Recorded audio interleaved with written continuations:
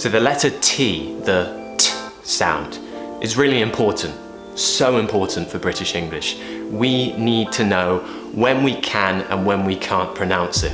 But today I'm actually going to be talking about the most important situation with the letter T that will make you sound British and avoid that American sounding pronunciation.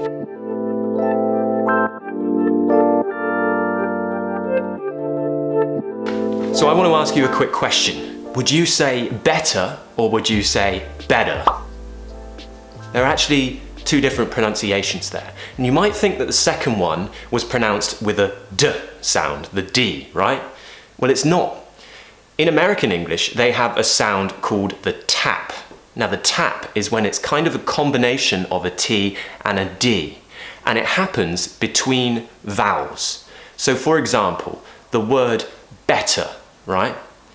There is a T, of course, there. Before the T, there is an E, sound, and after there's a schwa sound, an So that's two vowels surrounding the T, right? And because there is no stress after the T, an American is more likely to pronounce it as better. You'll also hear this in places like Australia. It doesn't happen everywhere, but it's the one thing which will remove that British sound from your accent. Now, before I talk any more, I will tell you that you will hear native British speakers make this mistake. And we might not even call it a mistake anymore because it's becoming more common. But it's something that we've caught on to from American TV, American everything, right? America is everywhere and we pick up their accent. I don't want you people who are passionate about British English to start pronouncing it as this tapped sound. Let's firstly practice how we need to pronounce that T sound. So the tip of your tongue needs to go on the ridge just behind your teeth. So the bit of gum that's literally just behind your teeth. So pop the tip of your tongue there. And then the sides of your tongue need to touch the sides of your top teeth. That might sound confusing, but it's a lot more simple than you think. You have to block air from coming out of your mouth. And when you release the sound, you drop that tongue. T, t. Let's try it in a few words where it's at the beginning, where an American and a British person would pronounce it the same. Tips. To. Travel. It's a bit more of a difficult one there because lots of people find it difficult to get to the sound from a T. Now, there is a video about this in my course, my online course, which you can join. Just go to etjenglish.com, which is in the description box below. It teaches you everything you need about British pronunciation. So now we hopefully kind of know how to pronounce the T sound. Let's learn more about this situation where we need to pronounce it to sound more British. The first word is British.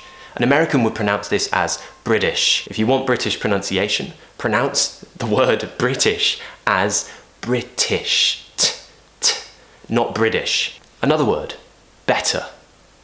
So we don't say better, we say better. And we're finishing with that nice schwa sound, which I've made many, many videos about here, the so better. The famous one, water.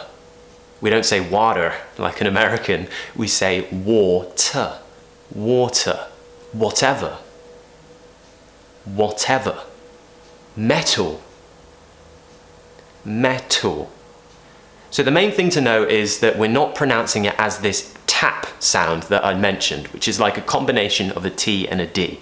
And this also happens during connected speech. Remember I said that this tap happens when we have a vowel before and a vowel after, and usually it's because there isn't a stress in the next word, right? So, for example, some phrasal verbs. I could tell you to get out, meaning leave.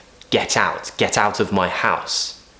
But an American might say get out with that tapped sound, right? Get out. Get out.